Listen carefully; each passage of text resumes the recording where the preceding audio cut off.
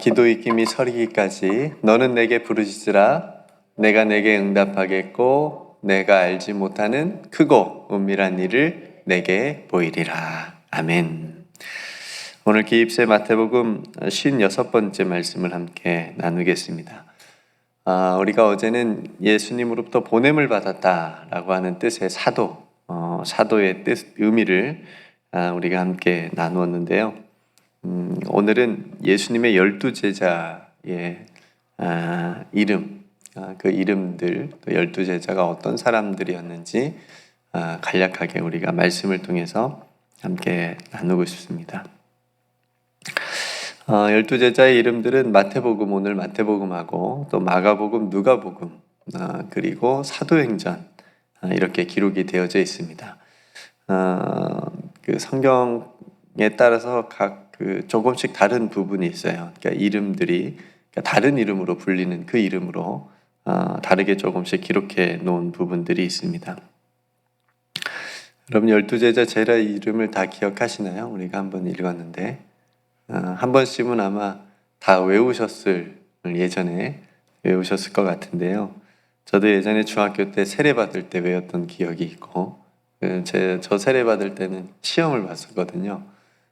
학습 세례, 그때는 또 학습 세례도 있어가지고 시험을 통과해야 또 세례를 받았는데 그때 거의 성경 공부, 성경 시험이어가지고 그때 외웠던 기억이 있고 또 신학교 들어가기 전에 또 외워야 되고 신학교 들어가서도 성경고사 같은 걸 봐요. 그래서 그 성경고사 또 패스해야 되니까 그것도 외웠던 것 같고 또 교회에서 가끔 성경 퀴즈 대회 하면 꼭 단골로 등장하는 게 예수님의 12제자 이름 들이었다 외웠던 것 같고요. 오늘 말씀을 준비하면서 다시 외워보려니까 어려웠더라고요. 그리고 그래서 아마 여러분들도 한 번쯤은 지금까지 신앙생활하면서 외워보셨을 텐데 누구였는지 그 이름을 다시 여러분들 한번 기억을 떠올려 보시면서 한번 외워볼까요? 베드로와 그의 형제 안드레, 세베대 아들 야고보와 그의 형제 요한, 빌립과 바돌로메, 그 다음에 도마와 마테, 그 다음에 알페의 아들 야고보와 다데오, 그 다음에 가나나인 시몬과 가룟 유다, 이렇게 12명. 그래서 몇 번에 걸쳐서 말씀을 나눌지 모르겠지만 나눈 동안 여러분들이 굳이 외우지 않아도 되겠지만 그래도 성경을 보면서 어떤 이름이 나왔을 때 이 사람이 예수님의 제자구나 라고 이렇게 떠올릴 정도로 여러분들이 기억해 주셨으면 좋겠습니다. 어떤 분들은 앞글자만 외워서 이렇게 암송하기도 한다고 합니다. 베안야요, 빌바도마, 야다시우. 식용유 이름 같지만 이렇게 앞글자만 제자들의 이름의 앞글자만 따서 외우는 사람도 있다고 합니다. 어쨌든 그래서 예수님의 12 제자들을 우리가 함께 나누어서 살펴보겠습니다. 그들의 모습을 통해서 우리 자신의 모습을 발견하는 게 가장 큰 목적이고요. 그 다음에 12 제자들이 그들의 삶, 그들이 끝까지 예수님을 잘 믿고 또 그들이 주님께 받은 사명을 잘 어떻게 감당하는 모습을 보여주는지 우리가 또 발견하고 본받는 그런 묵상이 되었으면 좋겠습니다. 오늘 첫 번째 나눌 제자의 이름은 베드로입니다. 베드로로 하는 시몬이라고 오늘 성경의 본문에 나왔는데요. 베드로는 우리가 아는 대로 예수님의 수제자라고 우리가 생각을 합니다. 성경에는 수제자라고 얘기한 적이 없어요. 그 누구도. 예수님도 너는 내 수제자야 이렇게 한 적은 없는데 근데 우리는 모두 다 베드로가 예수님의 수제자구나 라고 이렇게 생각하는 경향이 있습니다. 아마 그만큼 예수님과 함께 많이 또 가장 가까이에서 그렇게 훈련받고 배웠던 제자이기 때문에 그렇게 우리가 생각을 하는 것 같고요. 예수님의 제자 중에 아마 베드로에 대한 이야기가 가장 많이 성경에 기록이 되어져 있을 겁니다. 그래서 베드로를 예수님께서 제자로 부르신 이야기는 우리가 이미 마태복음 4장에 해서 나누었고요. 그 중에 뭐 중요한 부분을 나눈다면 예수님께서 베드로를 부르신 다음에 내가 너를 이제 사람을 낚는 어부가 되게 하겠다 라고 그렇게 부르셨고, 그래서 이 베드로라고 하는 그 이름을 주셨는데 반석이라고 하는 뜻을 가지고 있습니다. 베드로는 반석. 그래서 예수님께서 베드로의 신앙 고백을 들으시고 내가 이 반석 위에 뭘 세운다고 그랬죠? 내 교회를 세우겠다. 이렇게 베드로의 신앙 고백을 들으시고 베드로에게 이렇게 말씀합니다. 마태복음 16장 18절에 너는 베드로라 내가 이 반석 위에 내 교회를 세우리니 음부의 권세가 이기지 못하리라. 그래서 이 본문 때문에, 이 말씀 때문에 베드로가 가톨릭에서는 일대 교황이에요. 네, 베드로가 지금 일대 교황으로 그렇게 추대되어 있습니다. 그러니까 베드로 위에 교회를 세웠다 라고 그렇게 이제 생각하기 때문에 이제 그렇게 얘기를 합니다. 그렇지만 여기서 반석은 베드로의 이름, 그러니까 베드로 그 자신이라기보다는 베드로가 한 신앙 고백을 의미합니다. 그러니까 베드로가 한 주는 그리스도시요 살아계신 하나님의 아들이다라고 하는 그 고백 위에 내 교회를 세우겠다라고 하는 그런 의미로 해석하는 게 바른게 이해하는 것입니다. 그 밖에 체험을 굉장히 많이 했던 베드로죠. 우리가 베드로를 수제자, 예수님의 수제자라고 생각하는 것처럼 수제자답게 너희들이 다 나를 떠나겠느냐? 너희들은 다 나를 떠나겠느냐? 예수님께서 제자들에게 물어보셨을 때 베드로가 영생의 말씀이 주님께 있사오니 우리가 어디로 가겠습니까? 뭐 이렇게 멋진 말도 하면서 나중에 부인하잖아요. 그러니까 그런 일들도 있었고, 또 베드로만이 제자들 중에 무리를 걸었습니다. 기억나시죠? 베드로만이 주여 주님이시거든 나를 명하여 걷게 하옵소서, 주님께로 오게 하옵소서 그러면서 그냥 배에서 뛰어내려가지고 몇 발자국이나 걸었는지 모르겠지만 어쨌든 걸어서 주님께 가다가 바람과 파도를 보고 물에 빠져 들어갔던 그런 이야기도 여러분 기억하실 겁니다. 어쨌든 그런 정말 단순한, 우리 믿음이 좀 단순하긴 해야 되는데 베드로는 그런 단순한 믿음을 가지고 있었고 주님을 향해서 세계 최초로, 지금까지도 그런 사람이 한 명도 없을 정도로 무리를 걸어서 걸어보았던 그런 사람이 제자였고요. 우리가 다 아는 대로 예수님을 3번이나 모른다고 부인을 했고요. 그런 부끄러운 일. 그런 베드로가 부활하신 예수님을 만나서 예수님으로부터 새롭게 사명을 받았습니다. 그렇죠? 그리고 부활하신 예수님을 만난 베드로가 이제 복음서를 넘어서 사도행전에서까지 중요한 그런 복음 전도자로, 제자로서 역할을 하는 것을 우리가 보게 됩니다. 베드로는 예수님의 정말 수제자의 위치에 있었지만 정말 실수도 많이 하고 또 넘어지는 그런 모습들도 많이 있었습니다. 그럼에도 불구하고 제가 베드로의 삶을 봤을 때 가장 감동적이었던 부분은 뭐냐면 부활하신 예수님께서 베드로를 다시 사랑으로 붙들어 주시고 불러주시는 장면이에요. 그래서 다시 한번 너는 나를 따르라 이렇게 말씀하시는 장면. 그러면서 3가지 사명을 주시죠. 내 양을 먹이라, 치라, 먹이라. 그렇죠? 이 귀한 사명을 베드로에게 다시 주십니다. 그 장면이 너무너무 감동스럽고 또 감격이 됩니다. 그렇게 주님의 사랑을 회복한 베드로가 이제 마지막까지 이제 주님과 친밀한 교제를 나누면서 제자 공동체 그리고 초대교회 안에서 중추적인 그런 역할, 그 지도자, 그죠? 그런 지도자 역할을 하는 것을 우리가 보게 됩니다. 우리가 아는 대로 베드로는 성경도 썼어요. 어디 썼죠?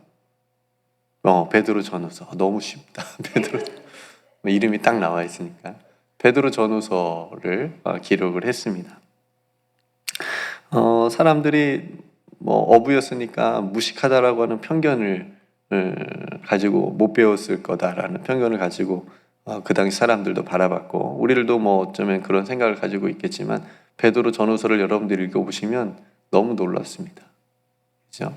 그러니까 하늘의 지혜를 받은 거죠. 예수님으로부터 받은 그 지혜를 가지고 그 성경을 기록을 남겼습니다. 그러니까 베드로가 얼마나 주님과 교회와 성도들을 사랑하면서 썼는지를 베드로 전후서를 여러분들이 읽어보시면 베드로의 그 마음을 느낄 수가 있습니다. 베드로를 묵상을 하면서 생각을 하면서 여러분 이런 생각이 들었고 또 여러분들과 나누고 싶었습니다. 여러분 낙심하지 마십시오. 좀 부족하다고 넘어졌다고 낙심하지 마십시오. 주님께서 그런 베드로를 붙드셔서 다시 일으키시고 다시 사랑을 주시고 다시 사명을 주신 것처럼 우리 또한 붙들어 주시고 인도해 주시고 다시 일으켜 주실 줄로 믿습니다.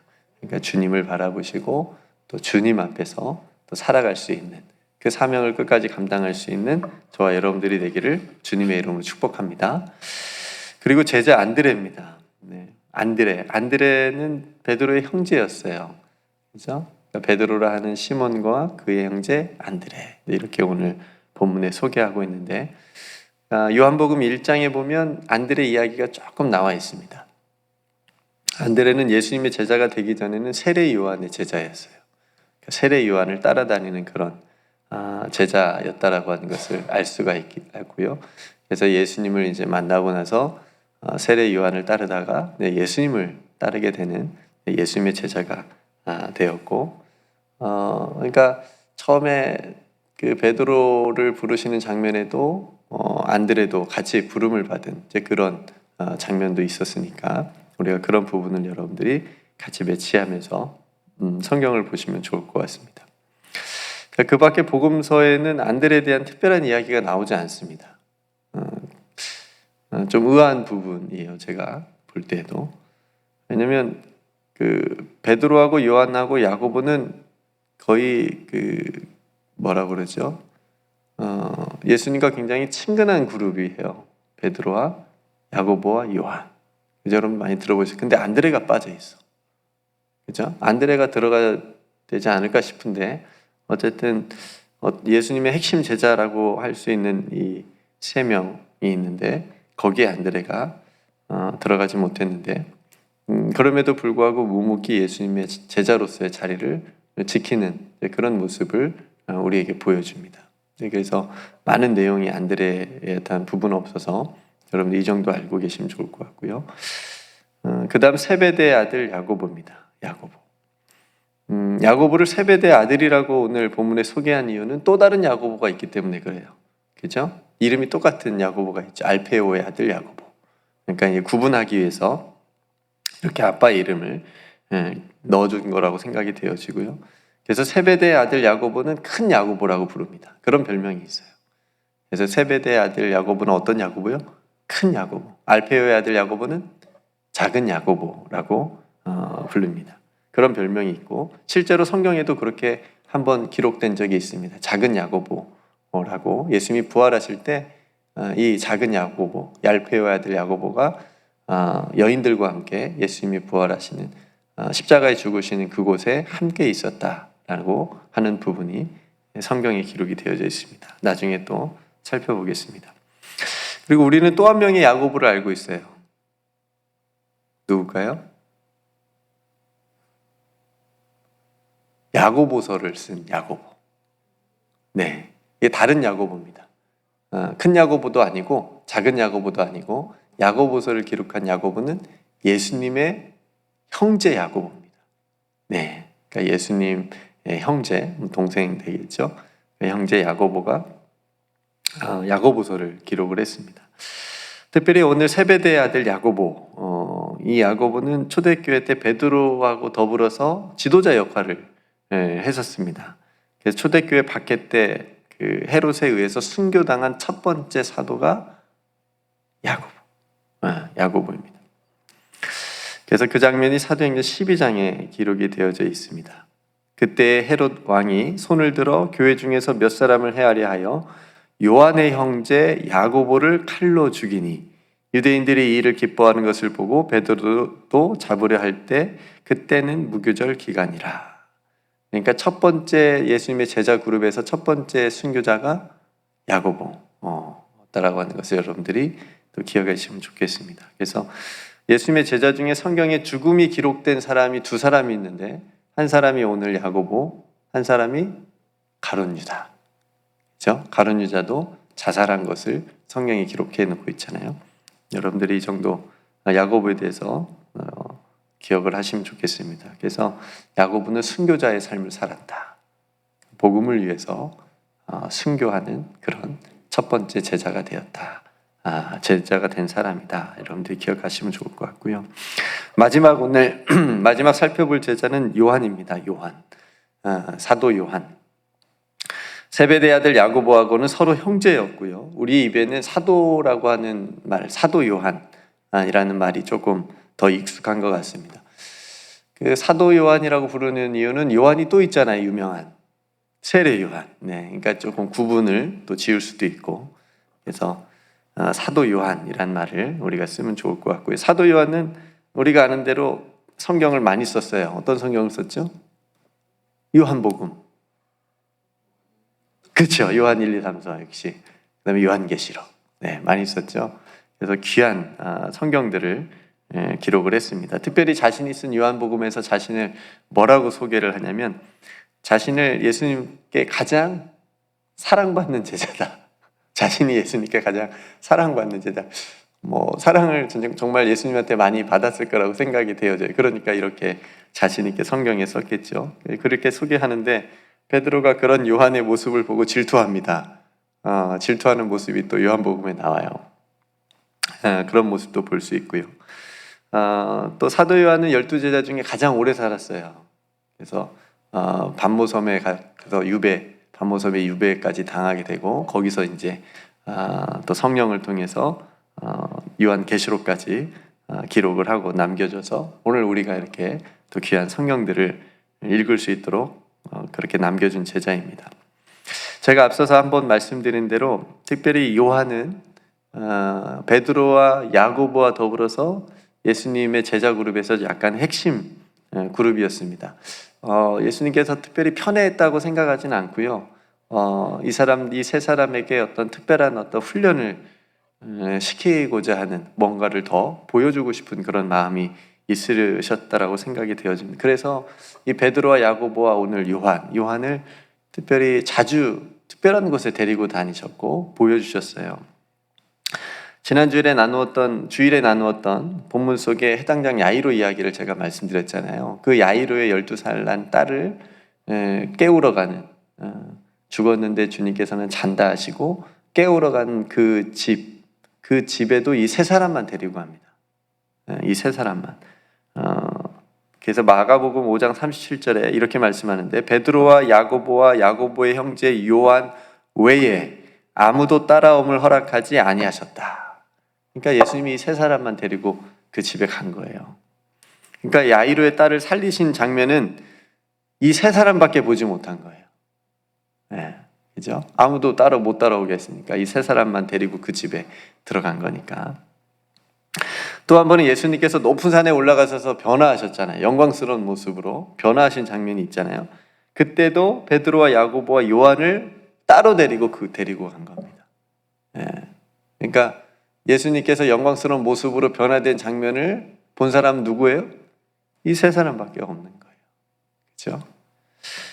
그러니까 이 세 사람에게 예수님께서 많이 보여주시고 뭔가 목적이 있으셔서 깨닫게 해주시려고 또 가르쳐 주셨다라고 하는 것을 느낄 수가 있습니다. 성도 여러분, 짧은 시간인데 오늘 네 제자 모습을 삶을 잠깐 살펴봤습니다. 누구였죠? 베드로, 안드레, 야고보, 요한. 야고보는 큰 야고보. 그래서 이 네 사람 함께 살펴봤고 여러분들이 이번 기회에 예수님의 제자들의 이름과 그들의 간략한 어떤 행적들을 여러분 기억하는 시간이 되면 좋겠고요. 이 네 명의 제자들은 가장 먼저 예수님께 부름을 받았어요. 제자로. 그리고 그 사명을 야고보는 순교의 자리까지 잘 지켰다라고 하는 것을 우리가 기억을 했으면 좋겠고요. 이 네 명의 제자들의 어떤 신앙을 또 그들의 삶을 붙드시고 인도한 것처럼 제자로 부름받은 저와 여러분들의 또 삶도 주님께서 붙드시고 인도해 주신다라고 하는 그런 믿음을 가지고 오늘도 제자된 삶을 저와 여러분들이 살아갔으면 좋겠습니다. 그래서 우리 모두도 부르심의 은혜와 또 보내심을 받은 그 은혜를 가지고 오늘 하루도 승리하는 제자로서의 삶을 살아가는 저와 여러분들이 되시기를 주님의 이름으로 축복합니다. 네, 오늘 함께 말씀을 기억하면서 또 제자들의 이름을 다시 한번 기억하면서 하나님께 기도하면 좋겠습니다. 주님, 정말 제자들이 실수도 많았고 넘어진 적도 있었고 시험에 든 적도 있었는데 그래서 우리들도 동일하게 연약해서 넘어질 때도 있고 시험에 들 때도 있습니다. 그러나 주님께서 주님의 제자들을 붙드신 것처럼 저희들도 붙들어 주시고 저희들도 주님께서 주신 사명 끝까지 잘 감당하게 하옵소서 이렇게 기도하면 좋겠고요. 우리 교회를 위해서 몸이 연약한 성도들의 회복을 위해서 함께 기도하고 또 여러분 각자 삶의 자리에 기도할 기도의 제목을 위해서 함께 기도하고요. 세계 우리가 기도해야 될 많은 또 기도의 제목들이 있는데 또 위에서도 함께 기도하면 좋겠습니다. 네, 제가 먼저 기도하고 우리 함께 기도로 하루를 시작하겠습니다. 사랑이 많으신 아버지 하나님, 오늘 예수님의 제자 중에 12제자 중에 4명의 제자를 이 아침에 함께 나누었습니다. 베드로와 그의 형제 안드레, 세베대의 아들 야고보와 그의 형제 요한의 삶과 신앙을 함께 살펴보았습니다. 아버지 하나님, 하나님께서 부르셔서 하나님께서 사명 주시고 또 그 사명을 끝까지 잘 감당했던 이 네 제자처럼 하나님 저희들도 연약하지만 주님께서 주신 사명 이 땅에 살아가는 동안 잘 감당하게 하시고 충성스러운 또 제자 될 수 있도록 주님께서 붙들어 주시옵소서. 넘어질 때마다 이렇게 세워주시고 힘들 때마다 주님께서 붙들어 주시는 그 은혜에 감사하며 오늘 또 신실한 제자가 되어 하나님의 영광을 위해 또 주님을 따라가는 귀한 제자의 삶을 살아가도록 붙들어 주시옵소서. 아버지 하나님, 오늘 또 살아가는 성도들의 모든 삶의 자리에 주님께서 함께해 주실 줄로 믿습니다. 어려움 당하지 않게 하시고 영육간에 강건하게 하여 주시옵시고 그 마음 세상에 빼앗기지 않고 오직 성령의 충만함으로 하나님과 함께 동행하는 모든 삶 되게 하여 주시옵소서. 오늘도 우리 교회 공동체를 지켜주실 줄로 믿습니다. 아버지, 우리 교회가 세상의 빛과 소금의 역할을 감당하는 귀한 교회 되게 해주시고 모일 때마다 믿음이, 사랑이, 소망이 가득한 교회 되게 하여 주시옵소서. 아버지 하나님, 세계를 바라볼 때 너무나도 많은 기도해야 될 제목들이 있습니다. 아버지 하나님, 우리가 국률의 마음을 가지고 주님의 마음을 가지고 세상을 향해서 기도할 수 있는 구원받아야 될 많은 영혼들을 위해서 기도하고 평화를 위해서 기도하고 또 주님께서 원하시는 일들이 이 땅 가운데 이루어지도록 기도하는 오늘 하루의 삶이 되게 하여 주시옵소서. 모든 은혜 하나님께 감사드리며 오늘도 우리를 제자로 부르셔서 이 땅 가운데 보내주신 우리 구주 예수 그리스도의 이름으로 간절히 기도드리옵나이다. 아멘.